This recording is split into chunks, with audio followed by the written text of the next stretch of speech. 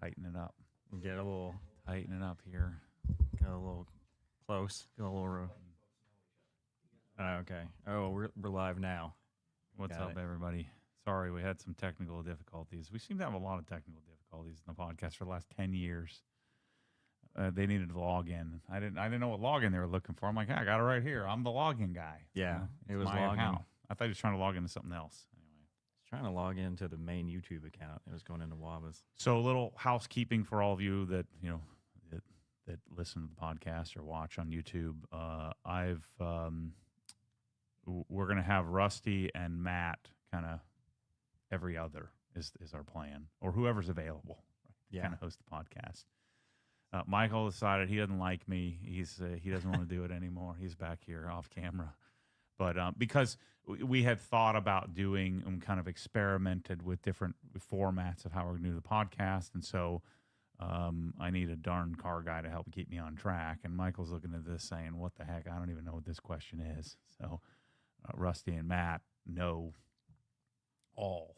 everything. I know just a little bit about it. Keep me on track. Yeah. So anyway, Rusty's here, and he's going to help keep us on track here and take us through your questions and stuff. So get your questions in, and we'll be sure to answer. We're trying. Does it look any different on YouTube?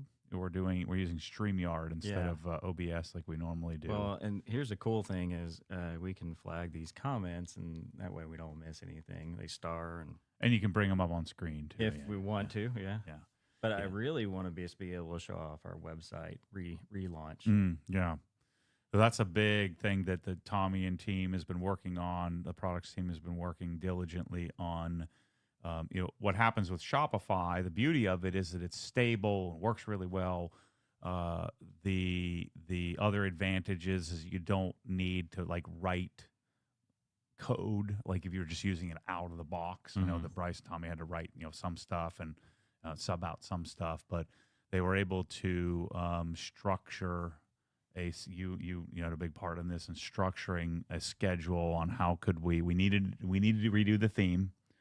So Shopify has themes that you purchase, but then the theme has to be customized. There's a lot of customization, and what we did was calling it a theme update is a misnomer. It's what we started with, but I mean, we've changed a lot of the back end and how it works, how kits work, to make it flow more smoothly going forward, be more efficient.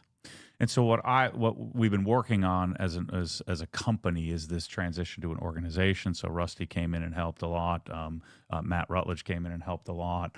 I've done nothing other than just keep creating chaos, doing me, trying to sell as much as I can. But we're working on structuring things like that, where we don't have an infinite time horizon. How long will this take? And then I ask for it to be done 4 weeks before that, and we kind of do a give and take. And I figured how far I can push, and then the team was able to execute. So it's one of our first major organizational structured type events where we set a goal, achieve the goal, and then have a viable product that's put up. And then with a website, you have to launch it and then see what breaks. Yeah, there's still a little go live and then fix it as we go. So right, which is dicey. You want it to get to 95% if you can. Hopefully, you don't crash the business. Yeah. And then have the original theme on standby just in case you need to go backwards. And then launch and then improve, and then we're going to chase perfections. But now that theme is set up for us to accept, and some of these I keep writing these checks that we can't actually cash, right? Which is my job, by the way. It is. And so becoming exclusive Sonic dealer, being able to launch the Sonic MSS line. We were just talking today. We're probably going to put about 250 hand tools, specific hand tools, individually, new foam inlays set up. And so now we have the jar, we have the basket, and that now we can put the things in. TikTok Shop is something that we want to execute on. The new OG channel, our site is now set up to where somebody who's not an OG long-term fan will know how to navigate it better. There's tabs at the top if you guys go and look at it where you can see there's an Inside the Hex tab.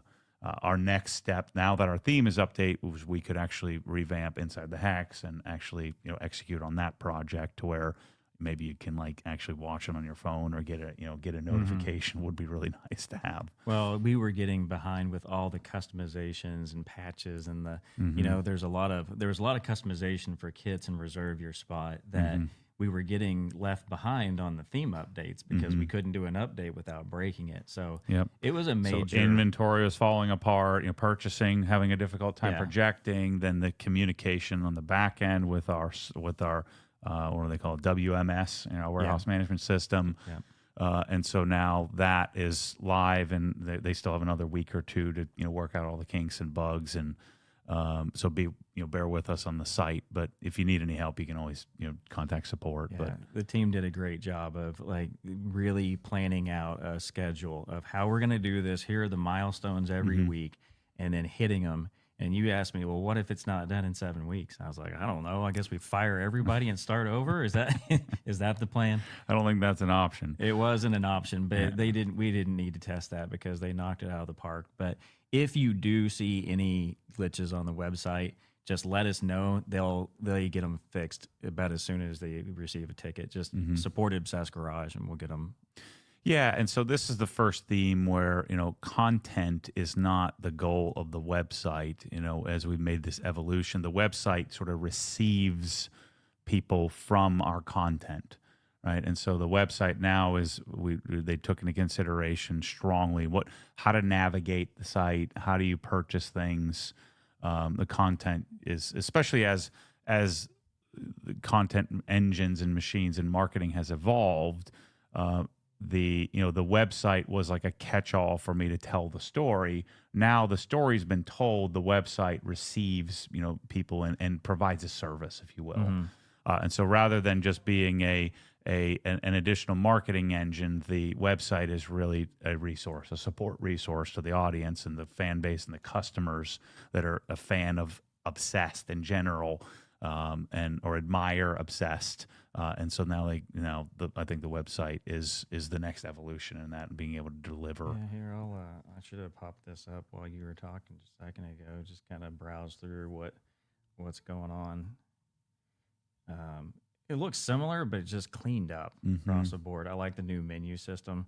Yeah, it was getting a little cluttered. So that's looked good. Our AI support bot, which has actually been pretty amazing. Manny headed that up. So, one of the exercises when Brad was here full time, and then Brad consults for us on the SEO, SMO, on the marketing side of things, it's sort of the inorganic marketing or the amplification of our normal organic marketing of me making videos and sharing my life.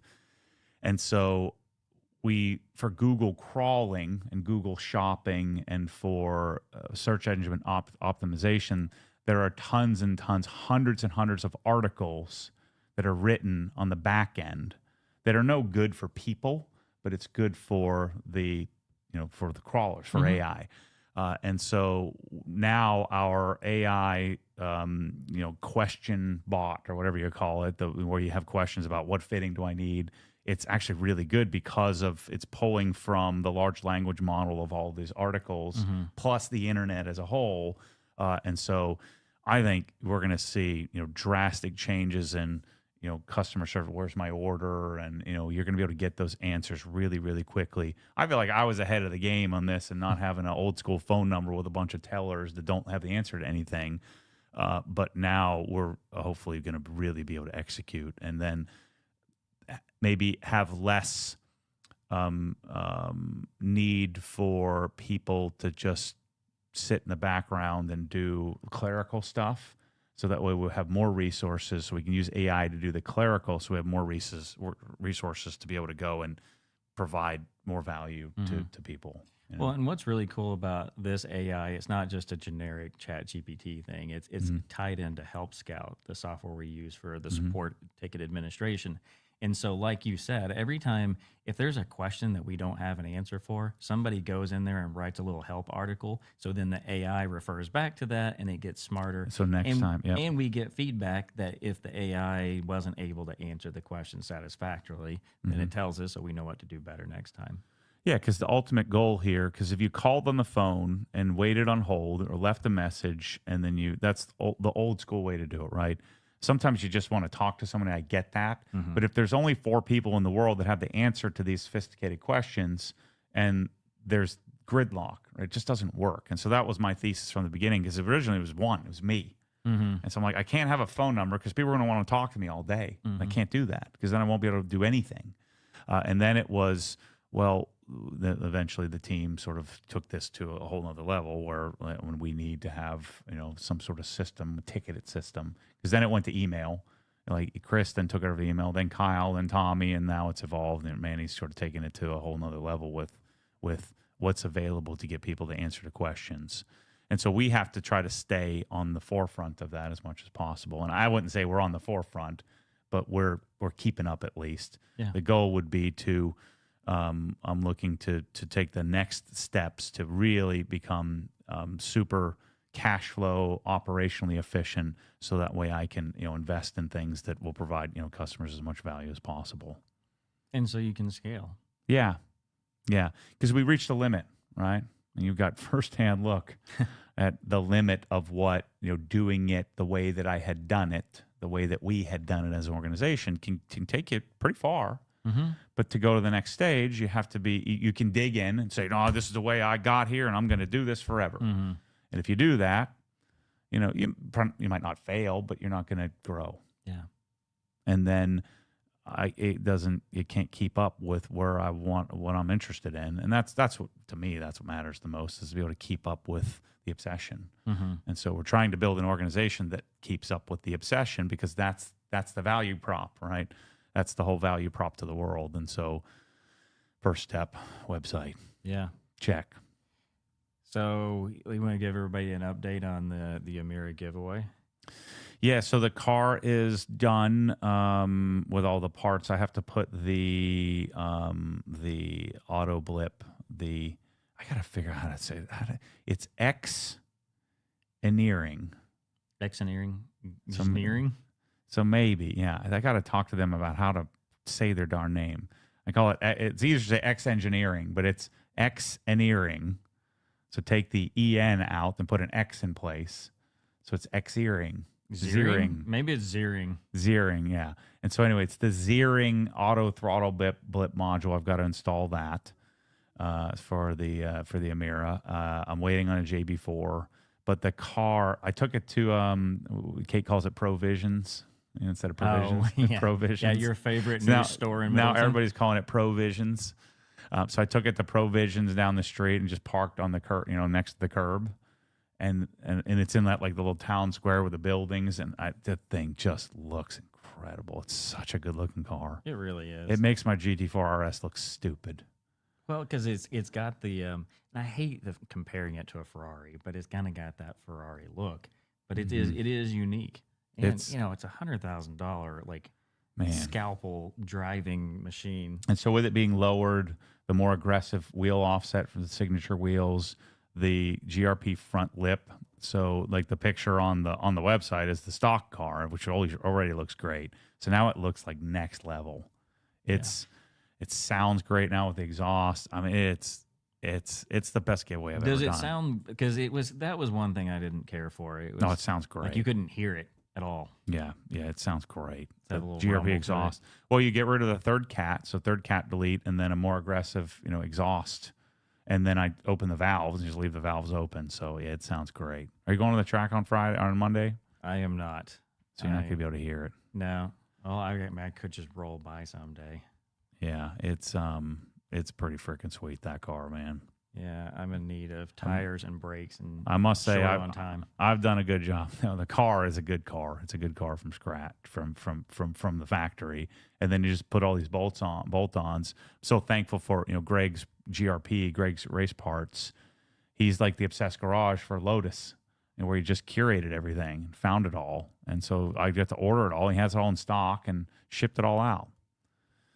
But yeah, we've got a bunch of really cool stuff, for the giveaway. So hopefully we'll have a good, second half here. We got 15 days left, 20 days left. 18 days on the countdown. Okay. But I really dig the glove box kit. I think y'all talked about that last week. It's good. That's awesome. The wallet's the best thing though. The wallet is incredible. Yeah. I forgot about the wallet. Love the wallet. And I'm kind of mad because I bought it when it had the red accent, and I like the blue accent a lot more. Yeah. And I've tried the coffee too. That's really good. I know you're anti-caffeine. No. So Caffeine's for losers. the Shinola clocks have been very popular too. Yeah. I don't know if it was the Shinola or the Braun. That's cool. Some really cool stuff. Well, that's the key is I need you to buy tchotchkes, but I'm hoping it's not a bunch of junk you're going to throw away. And so that's why we make $9,000 car away. Yeah. Yeah. How's the performance going? Are you going to break even on this one? No, I think I think we've rolled about 90K in profit. That's nice. And so, no, 90K in profit off the goods. And then I'm 40K in the hole still, 50K in the hole. Okay. So you're catching up, but Right. Well, it's not paid. Yeah, we'll make money. But the thing with a giveaway to me has never been about making. I've gotten lucky on a couple of them where I made a bunch of money on the car. It's not so much about making money on the car. It's about like all that Lotus footage will live forever. And so if I were buying an Emira or interested in buying an Emira, you consume as much content as you can get. And so we're going to convert, hundreds, maybe 1,000 future long-term customers. And if I can do 500 customers from each car that I've done, and we've done 10 cars, there's 5,000 customers. And if their lifetime order value for us is usually pretty high, let's say it's $10,000, there's a substantial amount of, $5 million in sales. And so there's a lifetime value of me doing doing this thing, taking a car. Now, it doesn't always have to be a giveaway. Like I didn't give away the Corvette, and I found some Corvette. I probably turned all those people off, so that probably lost me 500 customers. But having like the 1M or having even like the GT350 wasn't a giveaway car. The S2000, all that content lives forever. And then if you're interested in that car, the Evo, then it creates a future customer when they say, "Man, this guy's crazy." And and then they get to the site and then they see that we're a resource for things, and that's kind of how the business has been built. Yeah, I know a lot of people turn into sweepstakes companies that they just like run a nonstop sweepstakes year round. But for you, it's always really been about you need a way. I think you started with the 1M, didn't you? Yeah, I wanted to experience a 1M. I knew I was going to overspend on it. I knew that I wouldn't be able to sell it after I overspent on it. Yeah. And so and Adam had just done one and had such success. And like, man, that sounds like something could be kind of interesting to do. And so I think the 1M we made like $30,000 net profit, net of the car, net of legal fees. Now that's not net of Bryce and Tommy and Nick, and the whole team and the warehouse team and everybody. But again, the lifetime value of all that 1M content would hopefully show people how smart we are, and then they'd come and buy stuff from us. I think if you can buy a car, do all that stuff, enjoy it for a while, and then get rid of it. Yeah. If you just don't lose a lot of money, you're coming out ahead. For sure. And the video content. Right. So there's a, it's the same thing with like the Helen House, the Destination OG property. Even if I lost if it cost me $50,000 a year to have the house, again, what's the lifetime value of the project? Yeah. And the content and the videos and then the things that people discovered from that place. And then of course the people that stayed there, what did they purchase? And I'm sure at some point we will be able to measure that specifically. Not to mention the value of just getting to spend time there, because it is. Yeah. It's magical. Yeah. So there's a summation of like 10 different degrees of separation from that branch out from just the top line profitability. And that's what's been so cool. And I think that's what intrigues, a lot of you guys that are here, is that ability to be able to leverage that and get all the cool stuff and make it a business. Right? That's the cool. That's what we're trying to do with home clever. theater. Yeah. Right? And so you get all the stuff, you get to be in it, play with it, overspend on it, and then that there's a way out from that, you know, or test things, try things, get access to things. And then if you can figure out a way to make that a contribution and not just a selfish endeavor, then you have a business, you know, and this is something we couldn't have done 20 years ago because it's too niche. It'd be really difficult to do it in your town. Yeah. You know, at least certainly to do it this way. So if somebody doesn't want the car, is there a cash option on this one? That would be a side deal. No advertised cash deal. Yeah, it's not an automatic, but if you don't want the car, I'm sure I can be convinced to buy it from you. Yeah, I'd keep it. It's going to be a steep discount. Yeah. But yeah, I could be convinced, you know, $25,000, I'll keep the car. Yeah, no kidding. I'll buy it. Somebody said here on the socials, they call it X-in-earing. X-in-earing. Okay. Benedict. X-in-earing. I'll try to remember that. All right. Want a quick update on press-all bottles? We have them available now with our partners in Europe and UK. Yeah. So the Rag Company UK, the Rag Company Europe. So John at Clean and Shiny, I think he has it on Clean and Shiny and Rag Company UK. And then it's Patrick and Quentin have it on the Rag Company Europe. And so they are available. Again, we're still trying to figure out the darn and make decisions on the fluorination. And, you know, they're just so slow to figure. They're testing it, and I have a call in a couple of days with them. We're working on it. That's all I can say. Well, the good thing is if it does yellow with those high pH chemicals, then all you have to do is put it out in the sun and it will de-yellow. That's wild. Yeah. UV will fix it. I mean, that's not an acceptable long-term solution for me. No. But I don't know what to say. It's a temporary fix. I'm working as hard as I can. It makes me want to manufacture everything myself. Yeah. Well, I guess the backup plan is we just switch to black bottles and then. Yeah. So black bottles are on the horizon, which is going to be sick. I like, especially with the new labels that we have, I like the new labels a lot. They're insane. Yep.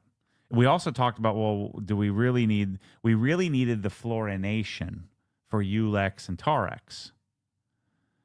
And Ulex and Tarex just nuke everything, right? And so the Ulex and Tarex would go in the fluorinated bottle, but then we kind of need the old tube, you know, the old acrylic, you know, stiff tube, because Tarex eats through the silicone, even though it's a massily chemically resistant. For whatever reason, it turns it into like overcooked pasta eventually. Yeah, a little jelly-like. It takes a while, but it eats through it. You know, it takes a month or two. And so then I started talking to guys. I'm like, well, maybe we need to curate, and, you know, kind of like we did with pressure washing testing, we need to curate a bottle line for your entire chemical, you know, makeup. I kind of like that idea. And so we have like Frankenstein bottles for certain products. And then we can create like a Rolodex of, and people will tell us, you know, and so we can create like a spreadsheet, kind of like with pressure washers. These are the fittings you need. This is the orifice you need. This is the combination of bottles that will work best with the nuances of all chemicals, because we're always trying to make a bottle that works for all chemicals. And that might be the mistake. In fact, I think I just figured it out. One day, hopefully not too far away, we'll have the whole bottled line. So it will come in the right press-all bottle, the product in the bottle. And it'll be the right bottle with the right straw. You see that with a lot of companies like Griot's and CarPro, and like Griot's has different bottles for products that will eat through the PET, and they'll do like a HDPE instead of PET, and so they have some in like a frosted bottle and some in the clear plastic bottle, because it just depends on the product. And they've had it where, you know, things melt fall apart, and they didn't know, and it was like a 91 days it melts, and next thing you know, there's nothing left. It's just no longer on the shelf. Actually, Phil at Auto Fanatic had that happen too, where he sent out his product and then it was fine, and then all until it wasn't, and you'd come out and on your shelf it was like a pile of mush, like the bottle turned into mush, like disappeared, but he didn't do it right away, and you'd have it sitting on there for like 90 days or 100 days, and then boom, all of a sudden it finally broke the whatever the tensile strength barrier or whatever, and then bang, disappears. Yeah. So Well, aside from a little yellowing, how are you enjoying using the bottles? they're so good. Yeah. Those tips. Yeah, and then now we're finding out that some of the Europeans got some different tips. There's like ones with knurling, ones without, some with laser etching, because they can't keep up with the the amount of tips. But this is product development. Yeah, it's pretty minor, but it was like the knurling pattern was slightly more dense on one than the other, and a logo. But fortunately, it's nothing catastrophic. But it's not good for our OCD customers. Or me. Or you. Yeah. You did mention them, didn't you? Optimum Car Care, right? Okay. What are you talking they have about? Their bottles too. In Netherlands, right? Yeah. Optimum Car Care has it. I think they're getting it through Patrick and Quentin. Okay. I think is how it's set up. But yeah, available in Europe, and you want to be careful because we found some copy. They called it Pro Series, but it's not Pro Series. It's the old bottles. They're just stealing our freaking name. Yeah, it's. I have another call in 15 days to we need to come up with a strategy or that contract. Yeah, they're not the same bottles. So they're not, they haven't violated anything, but there's it's the old bottle with a stainless tip on it. I said, but I thought we couldn't make enough stainless tips. Sadly, there's a supply of stainless tips. I'm paving the darn, super highway through the Amazon, chopping the trees down with a Swiss Army knife. Yeah. And everybody else just gets to freaking drive right through. I need to put a toll booth on the front of it somehow. That's what I'm trying to figure out. Every time I put the toll booth, someone runs it over with a pickup truck. So.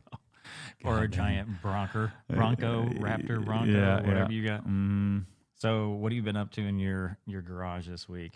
So I don't want to clarify this because I saw some comments of some people. The ProSlot stuff is great.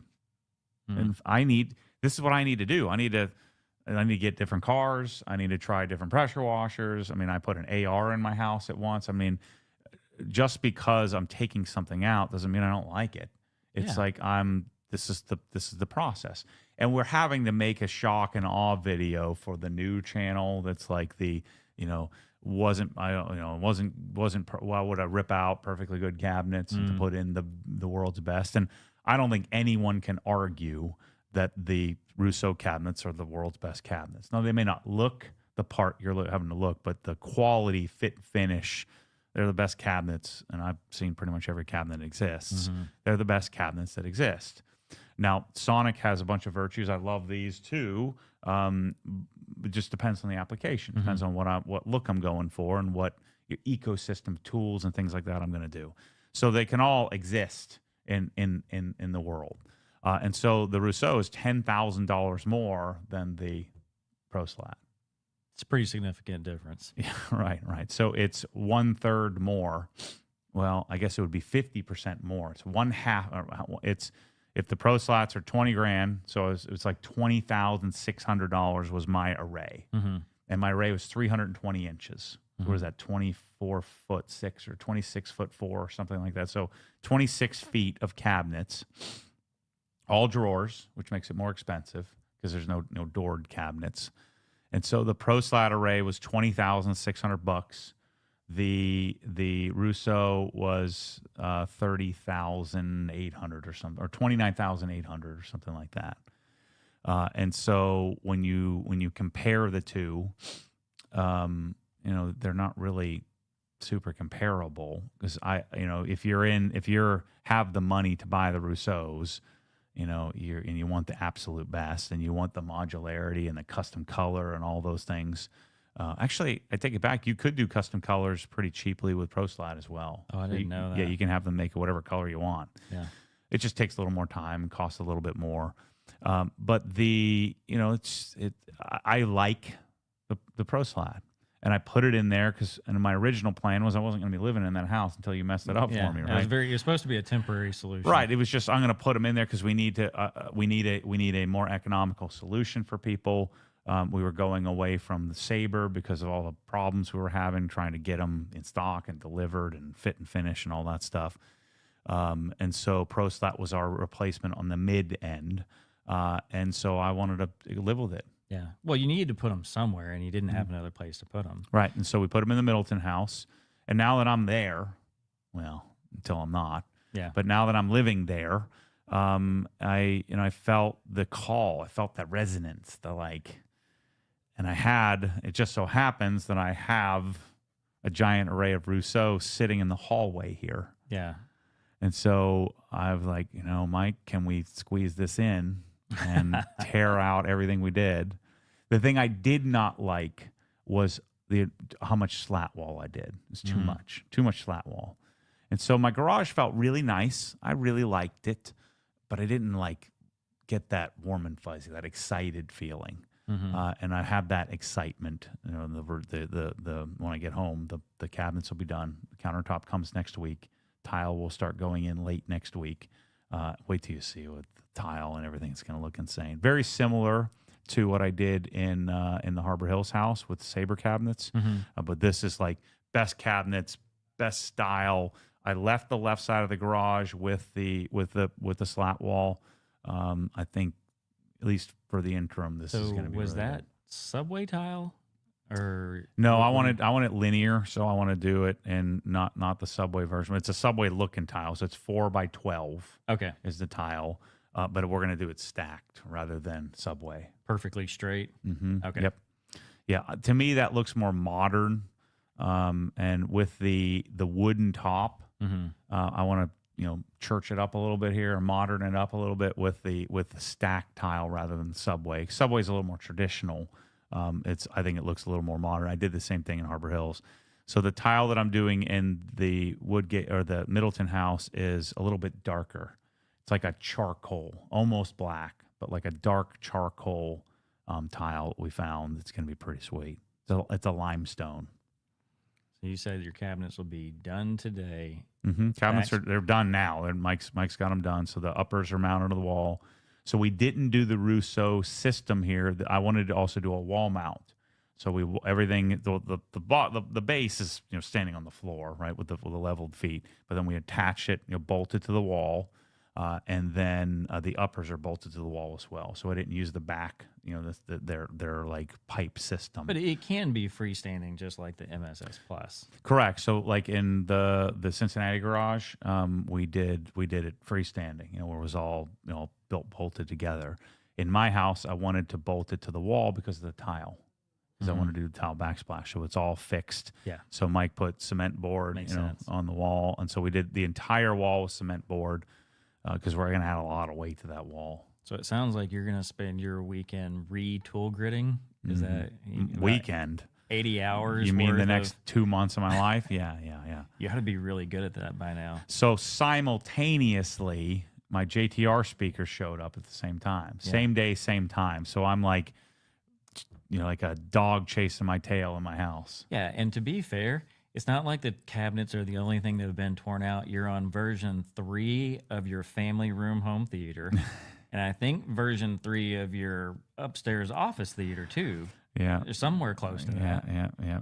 I mean, but it's how you get experience.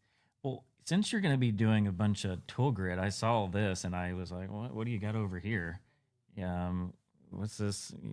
Oh, the new tool grit stuff. Yeah, are you going to be doing any of that this weekend? I don't know if I'll do this. I have to figure out. So I have the R2V shelves, right, which is the pull-out version. So I'm not sure how I'm going to do my tools. Are these actually in stock? I don't know. I just saw them on the counter here, so I guess they were taking photos of them. So they've done your larger, 18-volt, 12-volt tool storage thing. So you can hold the handle. So that would catch the anvil, right? And so you can take your gun, for like your quarter-inch impact. And then you have these, right? And so it would sit in the tool grid like so, and your tool would kind of go in and Yeah. holster, like so. So there's a tall and a short version depending on how big your power tool is. So you have the little catch-all. It also depends on how tall your drawer is, right? So this would be for taller drawers, but these new tool grid accessories will solve that issue. If you wanted to put all your Milwaukee, your Makita, your DeWalt, whatever you got, put it all in tool grid, nice and neat and organized. So I might be messing with this stuff I'm too. interested in these for my garage because right now all the Milwaukee's in a cabinet and it's very compact. But every time I accidentally touch the wrong thing, it's like dominoes dominoes. falling. Yeah, I don't like that. Now, this isn't going to solve your circular sawn stuff, but for, especially if you have a bunch of different impacts, and you have the master collection, the original master collection at your house, so you've got 14 different, impacts and screw guns and drills and all that stuff. So this is a solution for that, and my guess is it'll be up in the store here shortly. Yeah, I was just checking. It doesn't look like they are yet, but I think they're in here photographing them. There was a question here about Milwaukee. Do you want to kind of revisit what's going on with Milwaukee? Yeah, so I think we're out, aren't we? We clear everything out? We're real close. I mean, I know I got a sweet deal on a table saw that I've been waiting for. I was going to get one too, and I didn't do it. I was too late. slow. Yeah. So, maybe we can pull up to. Do we know what we have left? Yeah. So Milwaukee's my first product failure, and man, I put a lot of effort into that. God dang it, I put so much time, money, effort into it, and so the margins in Milwaukee, the way Milwaukee is structured, is that they do the work. Right, so they do the marketing, they do the work to build the brand, and what our model is that we build the brand, right, or we help build the brand, and so the margins are set up so that you're not discounting the product, and they have to mess with all that. The margins are set up to, and I'm sure that Home Depot has better margins than what we have, and so we're competing with big box, and I knew that. And I thought that I could provide, and I knew I could provide some value in sort of selecting which tools you need, building collections. The problem is that they move so fast and they're so nimble. I would need to hire like $100,000 a year worth of employees, right? I need at least a couple of employees. And if you're getting like a low margin, you can I need to sell $1 million just to break even on my employees. Mm-hmm. And it's very promotion based, and it just requires you to really keep up. And because it's not our core business, the way that I've structured the business, it's to do the work up front, and then we can live on the legacy of all that work that's been done. Yeah. Well, lesson learned, it doesn't work for a big company like Milwaukee. So I made the choice. I mean, we were carrying at one point $500,000 worth of inventory, and so carrying all that inventory. And then I ended up with a bunch of stale inventory because they change so often. I end up with a bunch of discontinued stuff. And then now I'm selling it at a loss. Every inside the hex sale, we would lose money. Net of our transaction fees and putting it in a box and all of that. Well, I didn't believe it, but when somebody told me, he said, well, that you can buy it cheaper at Home Depot occasionally than you could with your employee discount. I'm like, there's no way. Oh, yeah. Or not employee discount, just at our cost, our Right. wholesale cost. Right. I'm like, well, that's insane. Right. We're competing against much bigger players. Yeah, and I loved having it, and I was willing to deal with it being a loss leader. It was okay, but if it brought people in, but it didn't. It wasn't very searchable for us. And it just was a killer to try to. Our purchasing guys are spending like 20% of their time trying to purchase Milwaukee. So, and then they came in and said, "Look, you're not selling enough, so we're going to cut your margin even further." I'm like, "Well, I guess the writing is on the wall here." Yeah, and I was looking at some of the spot checking some of the things on the price list when they sent that, and it was going to cost more for us to buy it from them than if we went to Home Depot, bought it, and sold it on our site. It's like that's insane. That makes 0 sense. So there's a half a dozen things left at 50% off. Yeah, there's not much. Now, what we do have a lot of that's not going to be on the website is a lot of bits and drills and saw blades. So I think maybe at the next Cars and Culture, we'll have a garage sale or something. Maybe get rid of all that.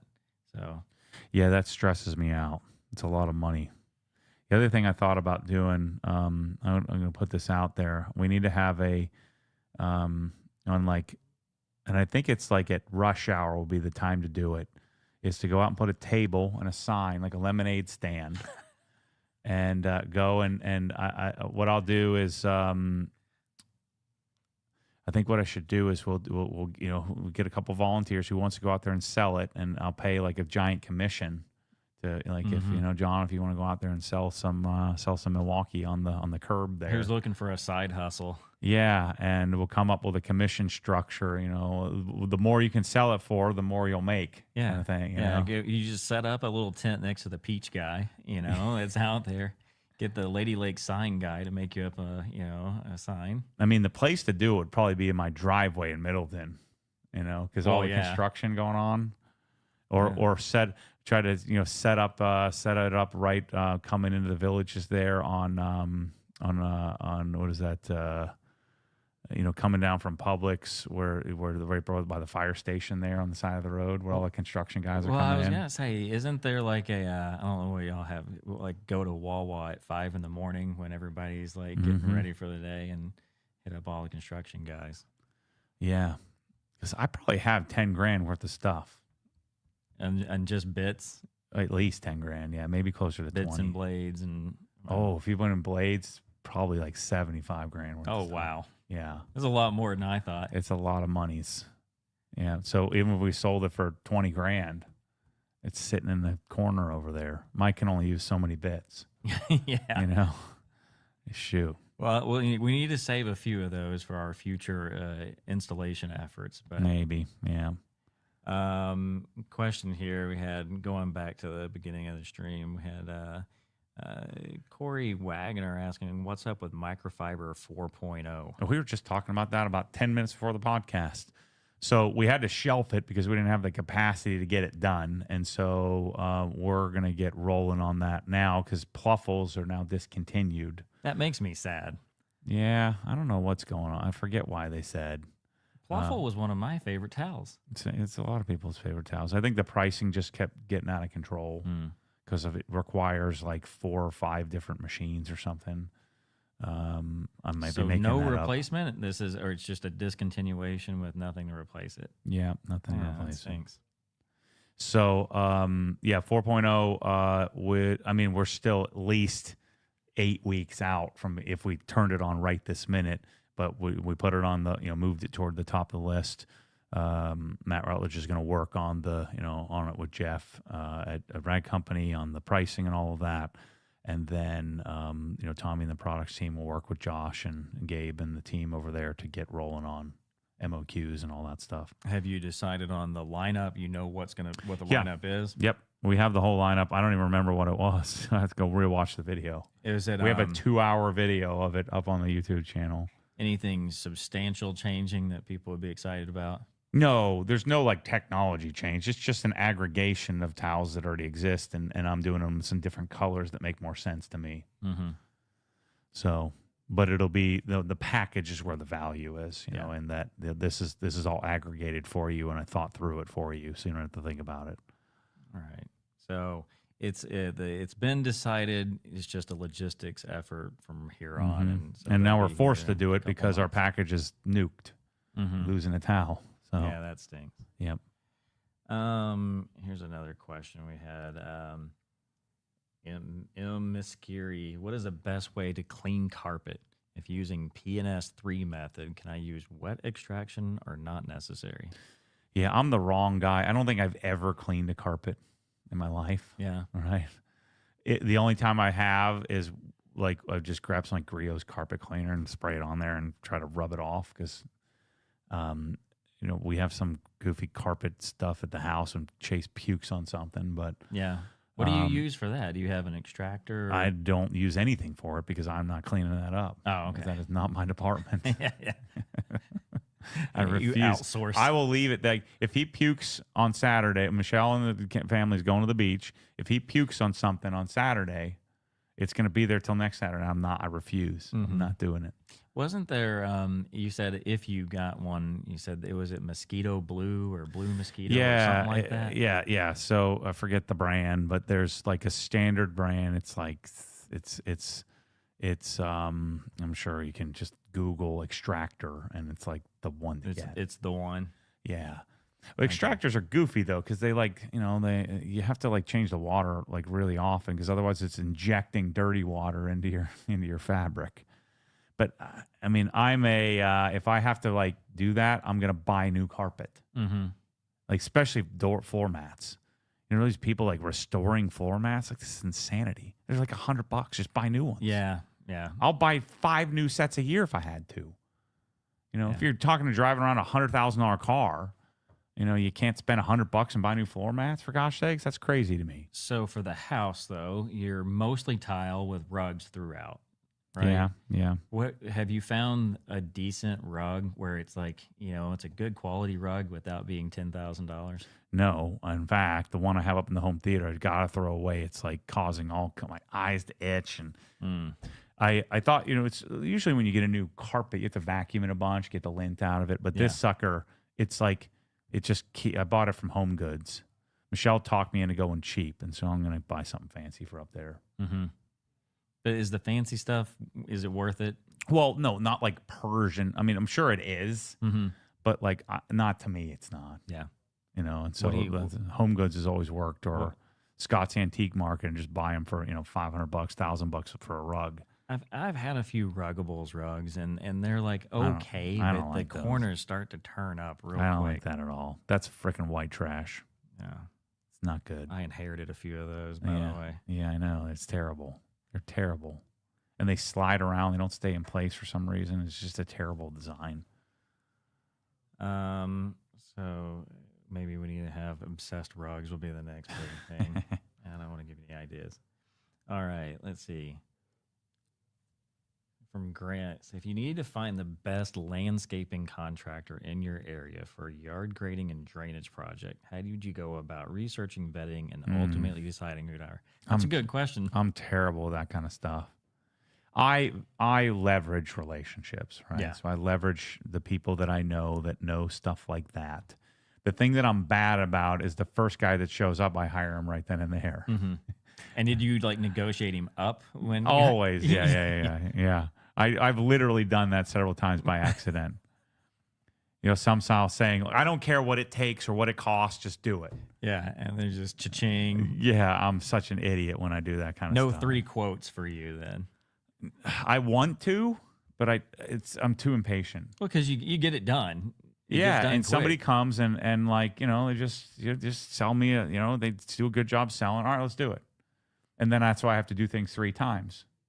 Yeah. So instead of getting 3 quotes and doing it once, I do it 3 times. Yeah, this is the same philosophy you apply when you buy, instead of buying 1 towel, you buy 20 towels. Yeah, right. And throw all 20 away. Well, I thought I was right, and so I bought all 20. Yeah, I think the way to go would be to leverage people in your network. Yeah. You know, and I would also post it on Facebook, because you never know who comes out of the woodwork that that doesn't, that you didn't know knew the information. And then you would want to start to have them come out and do the whole quoting process, and ask for references. But I'm not doing any of that. I Google, find the first person. First person shows up. I talk myself into spending more money. I get a jank job, and then I call somebody else to come out and fix that, and then I pay double for that.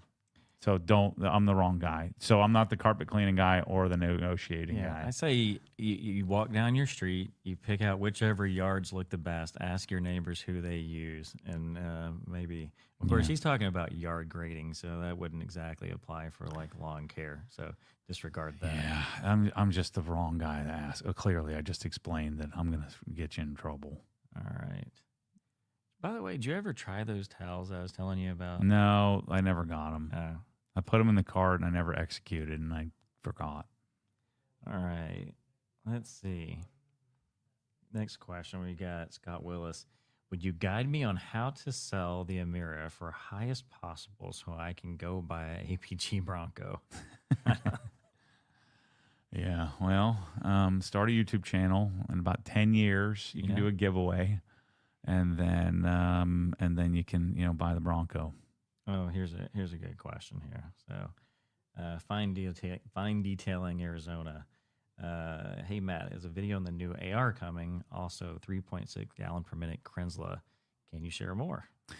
Yeah, AR we're shooting Tuesday, I think. So I'm gonna do the normal. I'm sure it's already been done, but that's the normal Matt Mormon test. And then I'm going to do a wash and talk with it, wash the Emira with it. And then, so it'll be like post-track wash. The new Krensla, I've been using it, so I've used it a couple of times. I have 7.0, 7.5, 8.0 nozzles for it. I was using the 7.5, and it overamped 3 times. Now this is, used it quite a bit. And so I needed to order 8.5 nozzles and 9.0 nozzles. I'm afraid that I'm not going to like how it feels because 7.5 feels right to me. I'm purposely, we did the testing on how many GPM. So it does somewhere between 3.2 and 4 gallons a minute, depending on the nozzle you put on it. It's somewhere between 600 and 1100, 1200 PSI. But I'm purposely just using it. I don't even remember. We did it real quick in the front here. So I'm just using it to just go with gut feel without the specs, and then I'll confirm it. It is the quietest machine that I've ever heard. Like, it is amazingly quiet. How does it compare to the dual Krensla setup? Because it's about the same GPM. Right. So it's probably 7 to 9 decibels quieter than duals.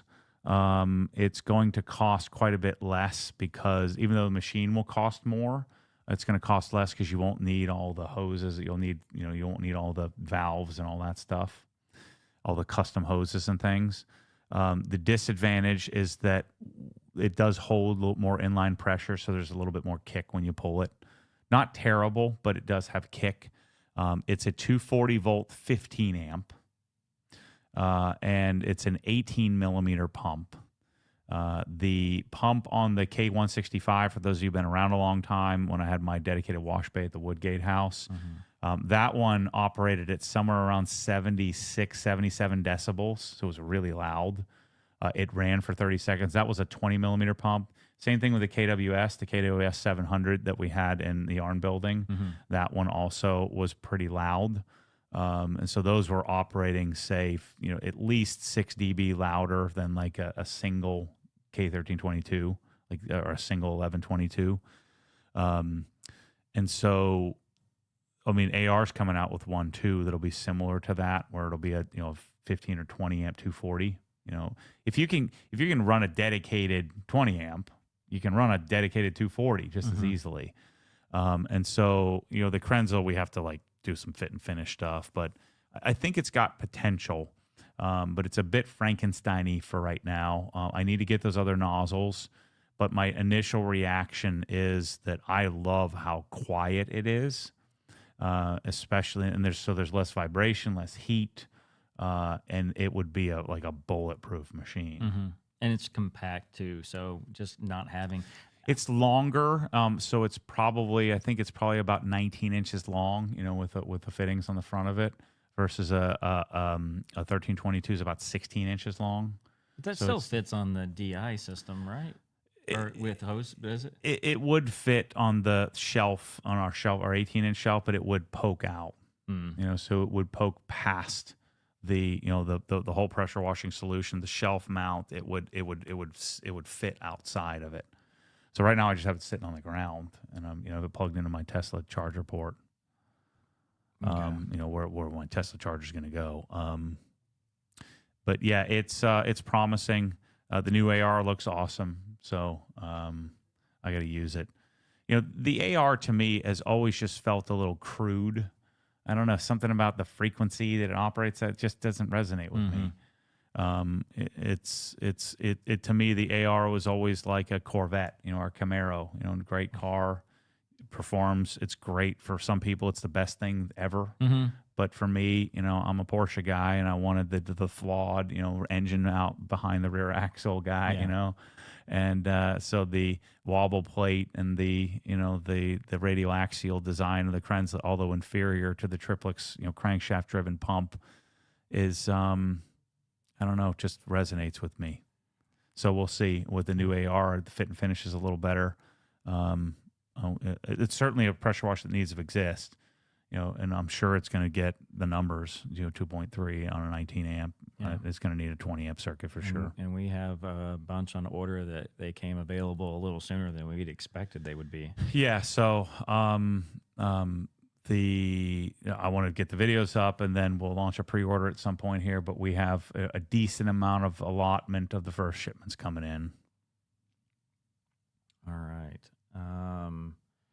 John Potuck, man, I shouldn't even try to read all these. How did you mount the vacuum reel in your cabinet? The cabinet was mounted to the wall, right? And so then we just went right through the cabinet, right to the stud. Okay. Because the cabinets, especially in the Pro Slat, what is it, 18 gauge steel? It's still a little too flexible to hold a really heavy mount, and so we hit a stud through the cabinet.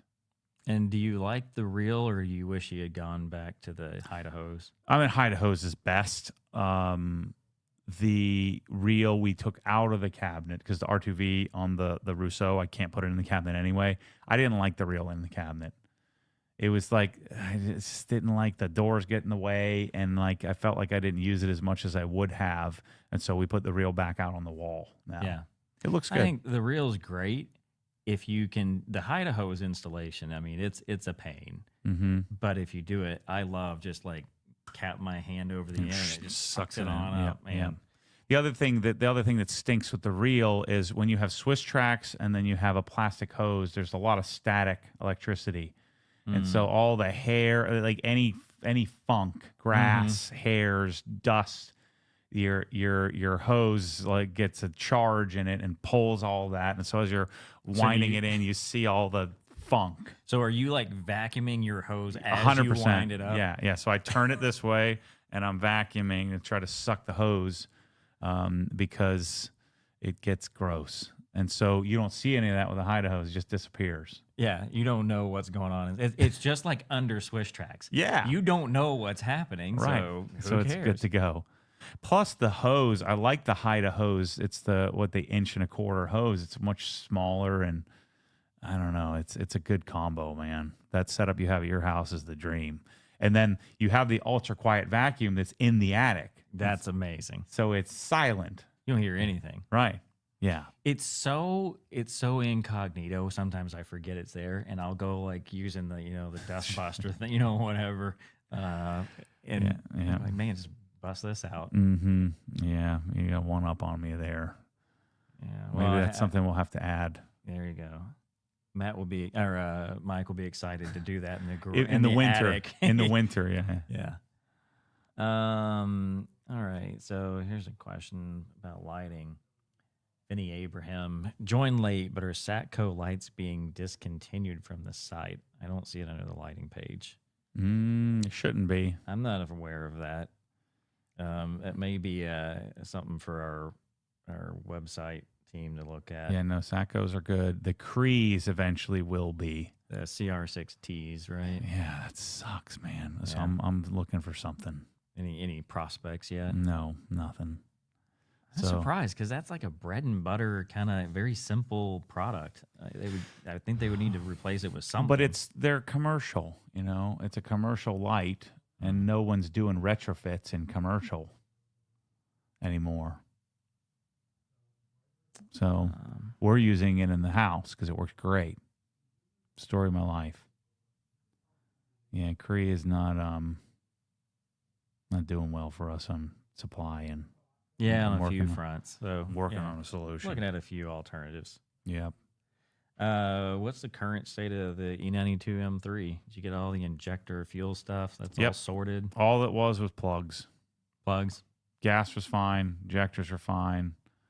Coil packs were fine. Did you end up replacing them anyways, or just? No, I just changed the plugs. I stupidly took all the fuel. The fuel was fine. We dumped the fuel right in the Raptor. It was great. Did you? Weren't you concerned that maybe you burn up a fuel pump or something? No, I just thought that the fuel was bad, and then that gummed up the injectors and the plugs. When all it was were the plugs were just gummy, just from sitting. Oh, I thought you had said because you were sitting there like turning the ignition. Oh yeah, on yeah, and yeah, off. yeah. I thought I blew up the fuel pump because I But was it doing wasn't? on off, on off, on off. Nope. What it was is that the tank is humped, and so the priming. So the prime pump is on the one side, or there's a secondary fuel pump, and so when you engage the ignition, the secondary fuel pump won't pull from the other side of the hump. So there was still 5 gallons of gas in there, 4 gallons of gas in there, but it was on the right side of the hump, not the left side. Mm-hmm. And so I thought I blew up the fuel pump because it stopped pumping. And so, no, everything was fine. Freaking fired up. As soon as I put the plugs in, Matt Rutledge is there. He's like, let's just try it.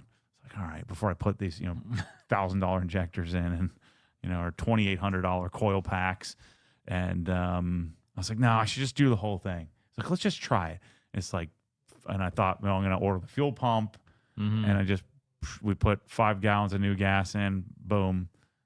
Started right up. Fired and purred like a kitten, yeah. So do you have a so the car's just sitting maintenance plan now? Or are you like no, now I don't give a crap. Now it can sit there forever. Oh, okay. Now that I know they didn't damage anything, it was just plugs. You don't run it around the block every week. No, it's sitting there. And because I have an anti-gravity battery, it doesn't matter. Mm-hmm. It's over at Joe Pachette's house, chilling. I really should just sell that darn thing because it's never going to go anywhere. It's so pretty, though. I know. I love that color. But when I have my 10 acres and my big garage, I'm going to want it, So I need to just fight for it for now. You can build a big glass showcase. 100%. Yeah. And then you can put it next to your baseball card collection. Yeah. Or when you turn home theater into a $20 million business and I'm getting a nice check off of that, and then when Obsessed Garage is operationally efficient and we're doing wholesale and the design studio, I'm going to be printing money, right? So I could build a glass room for my E92. That'd be cool. And then when I'm printing money and I'm rich and famous and I can't find a car like that again, I'll be really sad. Mm-hmm. You have it perfectly hermetically sealed. I own the darn thing. It's sitting there. It's good. And so I should just keep it. But that could change tomorrow. Could change tomorrow. We're just told we're not selling. He's not selling it. Yeah. Shoot. Well, we'll see. All right. I'm selling the Evo though. The Evo's for sale. $99,000. $99,950. 99999. Yeah. Just to hack off everybody. Yeah.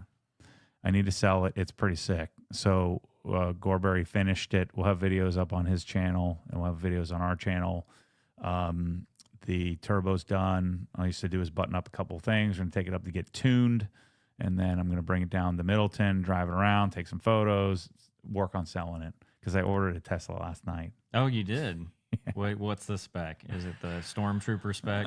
Yeah. So I decided to do, I said I promised myself I would not order a car until the Emira was gone and the Evo was gone. Can't fight the addiction. No, what happened is Michelle's leaving for a week, and I can't get to the gym. I'm like, I got to just get this done. How far is the gym from your house? It's like 10 miles. Okay. And so I think at 4 a.m. with autopilot, I'm pretty sure I can get there. Yeah. I just need to do it once, and then I'll be good. Well, not good, but I'll be able to get there again. And so I'm like, what am I need to get this done. And then once I get there with the autopilot or full self-driving, then maybe I can take the Bronco there next, and then just kind of build on that. And so, and I'm also really interested that the Tesla audience, the Tesla purchaser customer, we captured some of them early on, but there's a whole nother new base of Tesla customers. Mm-hmm. Plus, a lot of people are hacked off at Tesla, and I want to hack them off too because they're a bunch of freaking losers. So I want to get. So I'm not going to call them Tesla nerds anymore. I'm going to call the losers who, don't like Tesla. I'm going to fight them, not the Tesla people this time. I want to bring the Tesla people in. And so to teach them how to take care of their freaking car because they have no idea. And so I ordered a Model 3 first. Okay. And then if it works, so instead of me committing to $100 and something thousand car and it doesn't work, and then I want to sell it and I got to sell it for $60,000, I'm going to do the Model 3. It's crazy. 0% APR for 60 months. Because we switched from cash basis to accrual accounting, I make no money. And so I can qualify for the $7,500 tax credit, right? Okay. Right. So that's $7,500. And the car is $55,000 fully loaded. So you got everything, every option. When I bought my Model 3, it was $72,000. And that didn't even include the full self-driving. No, it didn't have it, right? Yeah. It just had the cruise control autopilot. And so now the car has fallen, $15,000, $16,000, the retail price. And so I was looking at used. I'm like, I'm just going to buy a new Model 3, do all the fun stuff. And the Model 3 has way more stuff you can do to it. And then if it works, because the Model 3 is a little weird looking from certain angles. The Model S, I think, looks great. And so I want a Model S. And so I'll in 6 months or whatever, if it works for me, then I'll go get the Model S. I want to put the Model S on 22s and just make it look freaking sick. And so I want a Model S, but I wanted to wait to get everything done. But with it's $47,000, 0% APR, and so I just bought it on the app. See, I was talking to Kirsten because we have a 14-and-a-half-year-old, and he's going to be driving in a year and a half. Well, that's what I was thinking is that, Ryan doesn't want a Model 3, but when he sees how sick it's going to look when I'm done with it. Well, he's also not paying for it, so it didn't really matter what he wants. Good point. But I was thinking, some of the used ones are getting down in the 20s. Oh, yeah. And I'm thinking, so we got this whole Middleton commute, it's almost 40 minutes one way. I'd feel a lot better if he had, all the safety features of the Tesla. And, as the Rivian owner, I never thought I'd be like an electric car. I'm not an electric car guy, but as a daily driver, it is amazing. The only problem is it's insanely fast. I can't. There's got to be a software detune or something I can slow him down, right? I don't know. There's got to be some parent option. mode. Yeah, like valet mode or something equivalent. Let's ask ChatGPT. And I would feel a lot better. Now, the downside to it is if he's learning to drive with nannies, does he not become as good a driver? Hey, is there a parent mode for something like a Tesla Model 3? Yeah, Tesla actually has something called valet mode that you can use. Yeah. It's not specifically called parent mode, but it definitely limits the speed and access to certain features. So if you have a younger driver or someone you just want to keep an eye on, it's a great tool to use. That's the other thing, you could track them too. Thank you. Yeah. So that's you can track them. You know where they are. You know what speed they've done. You know what's going on. Total police state, just locked down. Yeah. I wouldn't do that anyway. But Ryan's pretty good. We went and got a bank account for Ryan. So me and him went to the bank on yesterday because he sold some stuff on eBay and he lost a couple $100 because he was just sitting there. I didn't want to attach my account to his eBay account. And so he's been after me forever. So we went over to Citizens and set him up a bank account. We did. We took Declan to Chase Bank just because that's my primary thing. I like their technology side is great. Yeah. And he was so proud. He's got a debit card with his name on it, and he uses it. So now he just needs to get a job. He's looking. Yeah. Publix is the place. He applied to Chick-fil-A and Publix. That'd be two good ones. Yeah. But he's still 14, so we'll see how it goes.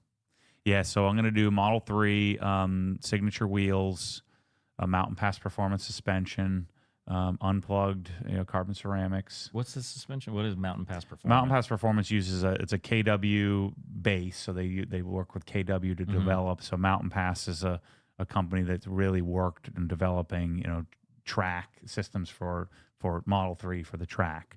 And then they have like a sport version, but they make all the, I love like the camber arms and the control arms and the, all the cool anodized aluminum stuff. And so I'll buy all those, the monoballs where you can, press those out. So you said 44,000 in the car? Yeah, it's 47 and change 47. net of my, the tax credit. After the credit. And then how much in mods are you looking at? It's probably like 20. Okay. So 50, about 50, not quite 50%. Yeah. When I did the first one, it was 30, but I did that stupid body kit. And I did wheels that were like double what I'm going to do. You didn't even use the body kit, did you? Well, I did, and then I pulled out of the driveway and ripped the front bumper off, and then I pulled the side skirts off like that same day. I spent so much money on that, paint and time and all that. Man, it was terrible. It was a terrible idea, Well, I'm and it looked impressed terrible. with this new leaf of like starting small. Like you were just saying a second ago, you just go all in. Normally, you're starting with the Model 3 and working your way up. Yeah, and then I like the the content. I like doing that. I realize it's on the Emira again. I like doing the whole build process, the ordering, the buying, the sharing, the detailing, the whole thing. And I'm actually might take this one a little slower, where I'm going to get the car, paint correct it like day one, like I normally would have, and then drive it and work on the modifications, because theoretically this is the only car that I can drive. Like I can't have it down for 3 weeks while it's all torn apart. So I'm not going to, I'm going to put like the suspension on. The other nice thing is with our CSM performance alignment system, I'm going to line it right there in the garage. I don't have to try to take it somewhere and find a place that isn't going to jack up my new wheels and all that stuff. Now you've got a full service. I mean, it's really going to be Obsessed Garage. Right. You come in, get your tires done, get an alignment, an oil change, polish, out the door. No oil change on this one, but yeah. Well, not the Tesla. So, but you're going to get the GT4 RS. That's the next big project car, right? Yeah. There's not much project to it. Yeah, I mean, I'll do an exhaust, and I have to paint correct and protect and PPF and do all that stuff to it. So that one I'll start working on. So we're going to finish the cabinets. We'll start working on the home theater while the cabinets are going. So we the cut-in speakers and get the subwoofers in the wall.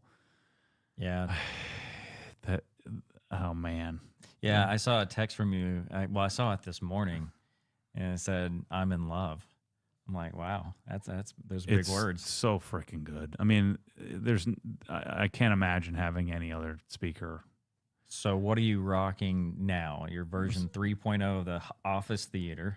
So I put the two 2400s, so the giant 18-inch subwoofers in the corner, which means I don't have any room to put the speakers. So the speakers are just in front of the subwoofer for now, because I'm going to recess those subwoofers into the wall. And these are ported or unported? That's the ported. Okay. So the ported is call it 2400 because it's 2400 watts, single 18-inch woofer, and a ported enclosure. They play down to 10 hertz. Yeah. And in room probably below. And so I bought 4 of them. Yeah. And so right now I have 2 of them set up. It has 20 clicks or 25 clicks, I think, in volume, and I have it on 3. 4 was annihilating the room. I thought the room was going to fall into the garage. Yeah. And so I had to go back down to 3. So I did a quick little Dirax, just a quick little 3-position sweep and forced it through. And the speakers are so flat. I mean, I didn't have to really mess with anything. Yeah, there's not much needed. You don't need with that setup. Normally I would go jack the subwoofers up, 10, 12 dB. I didn't touch it. I had to go turn it down. From Dirac neuters subwoofers often. I had to go turn the subwoofers down first time that's ever happened. And this is just running off of a Marantz Cinema 30. Right. So Marantz Cinema 30 receiver, which is 130 watts a channel or something. It's probably like 80 watts, all channels driven. And so I have the reference 10-inch center channel. So it's the 210 RT. It's RM, right? Okay. So reference monitor. And then I have the left and rights are the 210 RTs, which is the reference tower. Yep. So the two 18-inch subwoofers, the 3 fronts. The rears I just have sitting on on the ground, which are the 2 110 slants. And so it's just kind of sitting there, and I just did a quick little calibration. I have the 97-inch G2 OLED. Yeah. But my plan is, so I have the reference towers, the reference center. I put the 2 subwoofers in the wall in the front, like toward the front of the room. I put 2 more toward the back of the room, like right where the couch is going to be. So that one is going to be kind of near field. It's going to be right up against the couch because I'm doing an L-shaped couch. I have the 97 G2. I want to do a MadVR NV Core, which would be the processor for the G2. By the way, the G2, it needed like pixel refresh and like software update. It looks incredible. And When you I first haven't got even it, calibrated it yet. Mm-mm. Are you gonna? I assume you're gonna. Get Yeah, it 200 hours. I'll have the ISF guy come and calibrate it. It looks amazing. It was grainy and fuzzy and washed out, and I thought I screwed up. It looks incredible. So I'm happy I bought the G2 and didn't spend twice as much on the G4 or G5. So I think I haven't decided what I'm going to do. We haven't decided on processor yet. If I just do an AV10 or we do something with monoprice. So I'm just going to rock the darn Cinema 30 for a while until we figure that out. I mean, we're evaluating because we got an Onkyo on the way. None of us have touched an Onkyo in years, so see what they've got. I know I don't want the Prime. The Prime Air doesn't have 4 discrete subwoofers. Yeah. It has a single, discrete subwoofer out. The Prime Air also doesn't have direct bass control, so it doesn't have full calibration capability. So I think I'm gonna. I mean, the Cinema 30 and as efficient as the JTRs are. Well, you got to consider they're about 100 dB sensitivity. So if you're using 1 watt of power at 3.5 feet or 1 meter, that is 100 dB. Right. So if you're double that, maybe you're at 94 dB at 1 watt of power. You don't need a lot. Right. And so, I mean, I doubt. So I do have 2 Buckeye amps on order. So I did the Class D. Help me out here. The Purify. Purify, yeah. Okay. Purify Class D for the 3-channel for the front 3, and then I did the Class D Encore, the Hypex Encore module, 8-channel amp for the rears. So I don't have XLR out on the Cinema 30, but I think I might just rock the darn Cinema 30 for a while. I mean, it's a $4,500 receiver, for gosh sakes. Oh, that's great. I know Michael's been very pleased with his Anthem once he kind of learned. He was so used to Marantz, it took him a little time to get used to it. Once he figured out where everything was, he's really enjoying. And I like the fit and finish of the Anthem too. So to kind of finish the system, the way that it'll be set up, so I'll have the 4 subwoofers, the 3 fronts, 4 Atmos. So I'm doing the 110 in walls from JTR in that sort of triangle part of the ceiling. And then I'll have 2, the side surrounds will be slightly behind your head, in walls as well. That'll be right behind the subwoofers in the rear. And then I'm going to put the slants all the way on the back wall. So it'll be 7.4.4 in that tiny little room. It's not about volume. I don't need more volume. The 2 stereo pair and 1 subwoofer is more volume than I could stand. But it's about the immersion. Well, and one sub, with those low frequencies, you're always going to have a null, and you can move it around, but you're just shifting the problem around the room. The only way to really fix it is to have more than 1 subwoofer, and so that way you get that extra coverage. It's like the difference between having a flashlight versus Cree linear lights. If you just have one, there's only so much you can do with it. Did you get this 3-channel? Yep. That one? Yep. Okay. So my problem, though, I'm starting to think about this. We could always sell the 2400s. Yeah. Why don't I just not cut the walls and do 4 of the new 12-inch? When you hear them first, I think you're going to like them. I think we're going to all like them. I know. And there's so much more... Crap, I threw the 2 boxes away. That's all right. It's like they're not... We can order new boxes. Well, we can figure it out. Dang it, man. Just don't throw the others away. Yeah, no, they're still in the box sealed up. Because I thought that last night when Jeff sent him his pictures of the new, top secret 12-inch that's coming out. Yeah, super top secret. It looks pretty good. Because then I could just put them in the corner behind the front speakers. Right? 2 little 12, they're 18 inches squared. I say don't sell anything until because it's going to be at least August before there's the initial production runs of those 12s. So you don't want to go without that whole time, do you? Use the two 2400s for a while. I can bring the other two here. Well, and we can use them in the lab. I mean, right now, Michael's about 10 feet away. I'm just thinking about before I cut holes in my wall. Mm-hmm. It'd just be so much easier because realistically, I'm going to be in this house for another couple of years. Well, I mean, minimum. Well, if you started construction on a house tomorrow, it's going to be a year and a half. Yeah. So minimum 3 years, let's say. But I don't know, when I sell the Helen house for $3 million and I'm flush, I can make things happen fast. Paying all the expedite fees. Uh, And my neighbors are selling. I got 3 neighbors, 3 homes for sale. The one in the back. that one's nice. Yeah, The two of them. 1.15. Oh, the very back? Tom.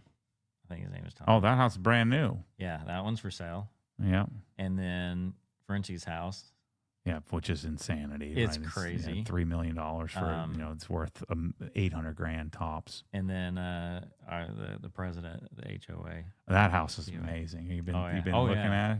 Yeah, it's insane. I asked him how much he wanted. And I don't know if I'm supposed to say, but it was like about 3 times what I could afford. So, but it is like that. The style of that house, she licked it, man. It looks great. yeah, she was talking about. Said we might be building that exact same house near Middleton. I can't remember the neighborhood, but So, you're talking about the one on the left or the one on both of them? the one on the right. Yeah, but the one on the left, they're going to sell that one too. I didn't know that. They've been thinking about it, but that one's twice as much as the other one. Yeah, that one's insane. But Yeah. I was talking about the one on the right. Yeah. I mean, but that one is nice. It's awesome. Yeah. They're all great. Yep. But Yeah. so maybe you're on version 3.5 of your theater now. Yeah. 12-inch subs. Yeah, man. I don't know. I think it would just save me a lot of pain and suffering of cutting walls, and I don't know how the subs are going to do once you cut the hole in the wall and they're facing each other. They're firing into the room. I don't know how it's going to do. How it's going to measure. I think that when you have enough of them, you're just going to put them wherever you want. You put them wherever you want, and it's going to work, right? Yeah. You have enough coverage that you have options. It's when you have one sub that you end up doing the sub crawl and tweaking and retweaking, and even with 2, I mean, that gets a huge improvement. But if you don't have base control, like direct base control, where you can independently control your channels, then it's going to be you're not going to get an ideal response. I mean, you saw that downstairs. Because if I just let's think about this logically. So if I have the 2 fronts, and then I just do the two extras near field right on the back of my couch in the back of the room. Mm-hmm. I mean, that would be a cool effect, with those driving directly. But I'm telling you, that room up there, like, because it's second story, like the whole... You get a lot of that floor tactile. I'm like, my whole body's moving. Yeah. It's, yeah. So let's send Jeff this clip. Have him make me 4 of those subs right now. Okay. He's already got a couple of them going. I know. Well, I know we're supposed to have 1 for demo or for just kind of to play with in 2 weeks. Okay. Yeah. Let's see if we can get more. Yeah. So if I can just tuck that puppy in the corners, the corners. The corner works 100% of the time. Loaded. Yeah. Always works. Yeah. And then I can just stay with just a bolt-on simple theater. That's the whole point. Mm-hmm. I just want to bolt it on. Because when I start cutting, we're going to have to build all kinds of stuff. It's going to get real messy. You're just that's what I don't want to do. So from an aesthetic, because this is a dedicated theater, do these big bulky speakers bother you, or is it kind of a cool factor? Well, mine isn't really dedicated because it's dual purpose. It doesn't bother me at all. Well, it's dedicated to you. Yeah. It's not a family space. Correct. Yeah. But I'm not painting the walls black. No. I'm not doing any of that crap. Nope. It looks fine to me. Yeah. I got a TV, so I'm fine. Yep, that's true. TV's super bright. I want it to feel like a room because the room's tight anyway. So I paint it black. It's going to feel real small. The only thing I don't love is putting the TV over the window, so you lost all potential natural light. Mm-hmm. And I can't open it up because the TV covers the whole window. But it is nice to go up there and just it's like a vacuum. You go up there, and if you close your eyes for 1 minute, you're out for an hour and a half, guaranteed. Yeah, you got your napping couch all set up. So I'm gonna do my my little 2-channel setup in the office here. Your Heritage special NAD setup, yeah. Oh, I need that darn. You need to get moving. I need that Ambio like now. Oh, okay. A day ago, it was a month from now. Yeah, no, I need it. We're gonna need it. Actually, no, you're right. I need it in like 2 weeks when the tile's done. Okay, not a problem. As soon as we get done with these Kalos speakers in here, because we're doing a 5.1 system. Yep. I had to. One of our customers, I said, sent him an email. I said, look, I know you bought this speaker. I know you're excited to get it, but can I borrow it for like a week? Yeah. Because I need to make a video and we'd be short one. I'd be happy to hook you up with some stuff. And he's like, oh, absolutely. Like, go, like, make your video. That's so cool. Yeah. So we're using his speaker. He's a guy in Hawaii. He bought a pair of the Kalos in black. Mm-hmm. He's excited to get them. They're pretty sweet. I'm excited to hear what it sounds like 5.1. 5.2. I'm surprised we haven't heard any noise yet from Michael and Manny in there. They're waiting for us. Yeah. Well, hey, we're about out of time, but do you want to hit some of these questions and then wrap it up? We can rapid fire. Let's see if there's a few here. Matt, you don't like bug remover? What's the alternative? I didn't know that. I mean, the main thing that I do with my cars is if they're coated and they're protected, I just don't find the need for a bug remover. You just don't need it. It's not that you don't like it. Well, and then I don't know what the bug remover's doing to my coating. Yeah. Right. And so and I'm sure you could figure that out just by long-term testing, but I don't really need it. I mean, as soon as especially with touchless, like the bugs are like 90% gone before I even do anything. Yeah. And so if you're protected and you manage your protection layer, I just even with love bugs and nasty stuff, I find that they just come right off. I found a new use for touchless. I'm going to try out. Somebody may tell me this was a dumb idea, but I'm going to hose down my air conditioner on the outside with it because, I mean, it basically melts the dirt away. And I figure if I get a little, you got to clean those fins every once in a while, hose it down. Maybe it'll that darn air conditioner in your house, I just wanted it to break because it's like the cheapest RUD, like the lowest line of air handlers. And those things are freaking bulletproof, man. I had a capacitor. I replaced both capacitors. But, I mean, that's normal. Normal, 5-year, $25. And I don't care if you spent, bought the fanciest bull crap. It's just a wear item. But, man, those things are they just freaking work. Yeah. I wish there was some way to in the attic. There's so like the vibration noise. I need an acoustic, like some ISO acoustic stands for the air conditioning system. Yeah, the one in the master. Yeah. Little. And then that vent eventually, I just loosened the vent to where it's just hanging from the screw, so it doesn't vibrate anymore. Gotcha. Okay, so I tightened it, no, it just keeps making it worse. Yeah. I just have it loose. Yeah. Then I gained like an appreciation for that noise, the resonance of it. Kind of like your ocean sound machine lull you off to sleep. Took me a while and I lost that sound in the Middleton house. Yeah. Tim said that he's going to volunteer. I think he was talking about him and John are going to do the sidewalk sale. Yeah. We got to add up what we got. We'll build let's make some signs. We got to get a kid, like a little kid out there to get people fundraising. Just to pull on the heartstrings of people, okay. Like just get some rando kid and pay him up $50. Touchless versus brake buster for wheels and tires. The thing, touchless and like agitation, like I don't know. I mean, I guess it's pretty slick. So, I mean, it's probably the way to go. But I don't know. Because it does work on tires as well. Yeah. we got some mad science going on, some Yeah. concoctions of 50-50 blend. Yeah. I don't think we're endorsing this. We're just saying I some just people I just like experiment. how thick the foam and how slick touchless is. Or I'm sorry, Breakbuster is on the wheels and tires. Yeah, undiluted from the foam cannon. I mean, it is.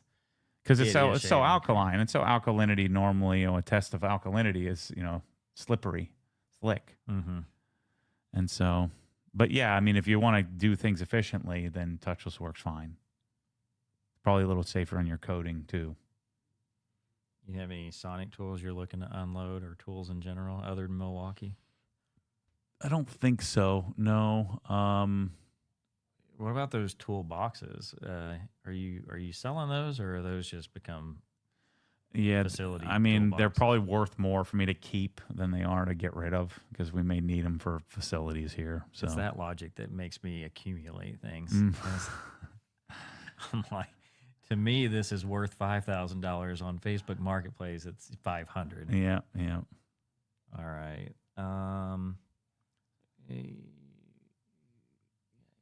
You can speak to this.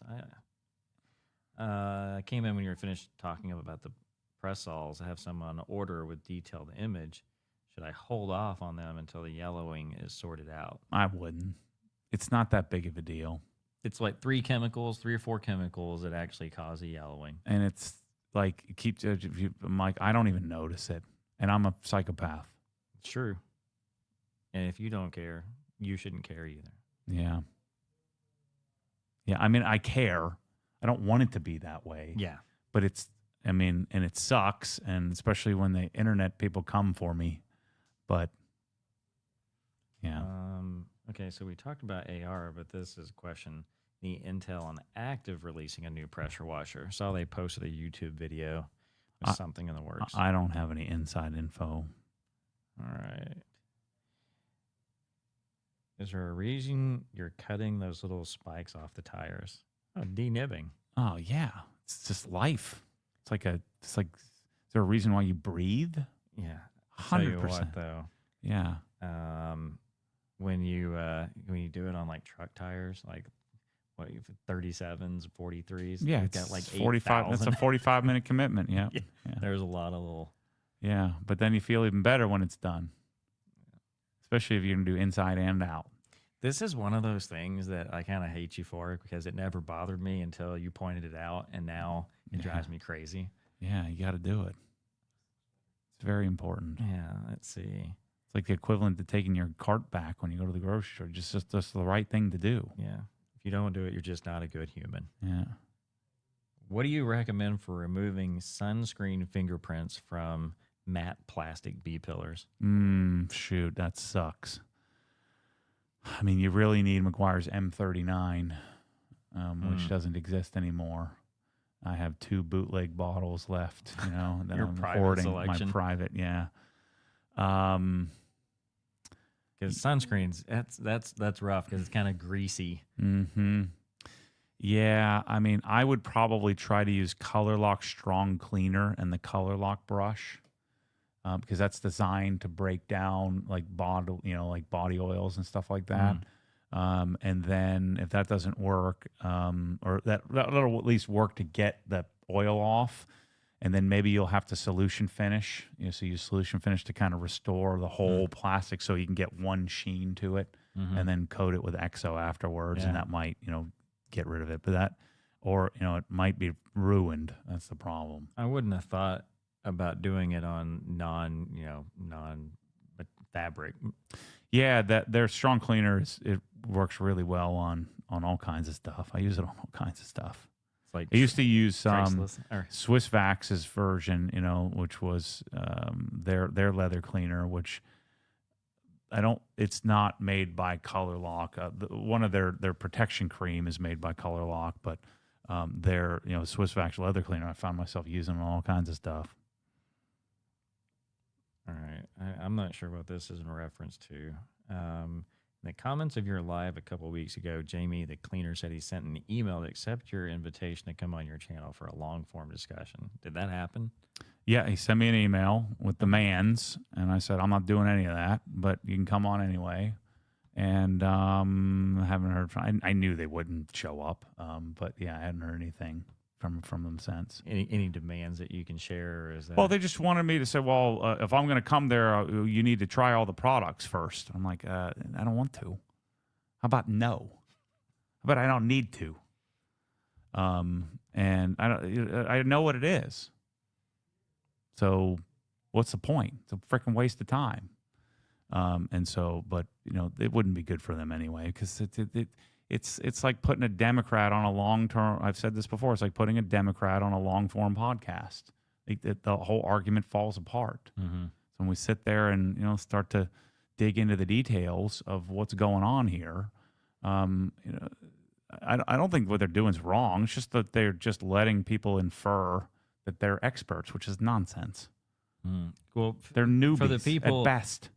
I don't know the backstory, and maybe I don't want to know, but They're just the new hot thing in detailing. Okay. And everybody likes them, but they don't really know them, and they're not telling you who they are, and that bothers me. It was just like they're like the new Scott Dallas paint correction. He's not telling you who he is. They're just letting you assume things. Just nonsense. Okay. So I don't need to try products of people who don't know anything about products. When there's too many good products already, what's the point? You got to get me. You've got to show me the behind the. You got to show me why. Even Bradley, my good friend Bradley, I'm busting his balls all the time. Like, this sucks. I don't like it. But I know the story. Like, he's been like, what they're doing. You know the behind the scenes. Not all this bullcrap nonsense that, and pretend. I don't like to play pretend. I like to do real. And playing pretend, I can smell it from 10,000 miles away. Unfortunately, most people can't. And so then it's the next hot thing. This has happened like 10 times in the last 10 years, where you have the new cool thing that is not being forthright. I don't like that. Yeah. So it's, and I said, come on the podcast. If because he was making fun of me, saying, all right, Mr. In the podcast comments, all right, Mr. Transparent. I said, well, I am Mr. Transparent. I mean, you've gotten to see the YouTube and then behind the scenes. Now, when you see behind the scenes, you realize it's a little worse than what you could have possibly imagined, right? But the behind the scenes is really the same thing as in front of the scenes. Yeah. And so the stuff that happens, though, is you probably made up some things that I wasn't saying, right? That then you have to recognize and realize, well, shoot, I guess you never really, Matt, he already showed me this. I just made up some other thing. I made up some other story. And that's what happens is I just don't let people make up that story as much as I can. Now I'm selling the sizzle sometimes and, just selling the big ideas, but I'm being transparent and authentic in that. And so that's the part that, if you're going to come on a podcast, let's do it. Let's do it. And, my arch nemesis, Leo, the guy who always makes up all the fake usernames and stuff, has been after me for years. I've always said, come on the podcast and prove me wrong. And I'll just go away. I'll just go all right off into the sunset. But you can't, because there's nothing there. So I don't know. All right. So open invitation. Anybody that wants to they're come not going to do it. There's no way. Anytime. So it's the perception that, I said I was going to go on there, and it's still open. It's still open to Leo as well. Come on. I told Leo I'll buy him a plane ticket and get him a hotel room. This is my, the anti-Matt Mormon. He created a Instagram handle, Inside the Hoax. I thought it was brilliant. Pretty good. It's really good. That's pretty good. It was like the hex, but with like the the Ghostbusters, the like line, cross, like the circle with the red line. Sign. Yeah. I thought that was great. Well, it was creative. Yeah. And as time goes on, the thicker skin you get, and but this is my turf. I don't like it when people come on my turf and are disingenuous. Yeah. All right, I'm gonna wrap this up. We just got a few more things here. This is a good question. Somebody asked, Lou asked if you have to go in the attic every time you need to replace the bag for the vacuum. Yeah, but Once every 3 years. it's a pretty big canister. I think I've replaced it once ever. So And you probably didn't even need to. You just did it because you did just it. because, yeah, Right. It holds a lot. So I haven't been in a house or had one long enough. I think I haven't been in a building or long enough to even replace the bag. reason I think I did is because I was vacuuming leaves out of my garage. It was like blown in, and so that'll clog it up pretty quick. Yeah. Let's see, we got a. But you also have motorized attic stairs, or you can just walk up there and do there's it. times that I need to find a way to like overdrive those because It's slow. it's pretty annoying. slow. Yeah, there needs to be a high speed. I in some ways I prefer. Your finger gets tired holding the button. Well, because you can't just like hit the lift. It's one button press and it does the whole thing. That one you have to hold down. Because they're not really made for 12-foot ceilings, too. Yeah. I'll tell you, I miss my my Texas house that I had a staircase, so it was a walk-up attic, full width staircase. Yeah. I kind of tucked around the corner. Man, that's a game changer right there. Model S Plaid owner and Tesla nerd here. There are parental controls through the app, like speed control. So look, there's another plus. When do we get our commission checks for all this Tesla promotion? Mm-hmm. Yeah, you could. You just have a referral link. Yeah. You literally can. Really? Yeah, a bunch of people sent me their link and I forgot to use it, so I just bought it anyway. I get two, like it's like spare them. I'm like, I'm doing this right now. No, I'm not doing it. Yeah, I'm doing it. All right, I did it.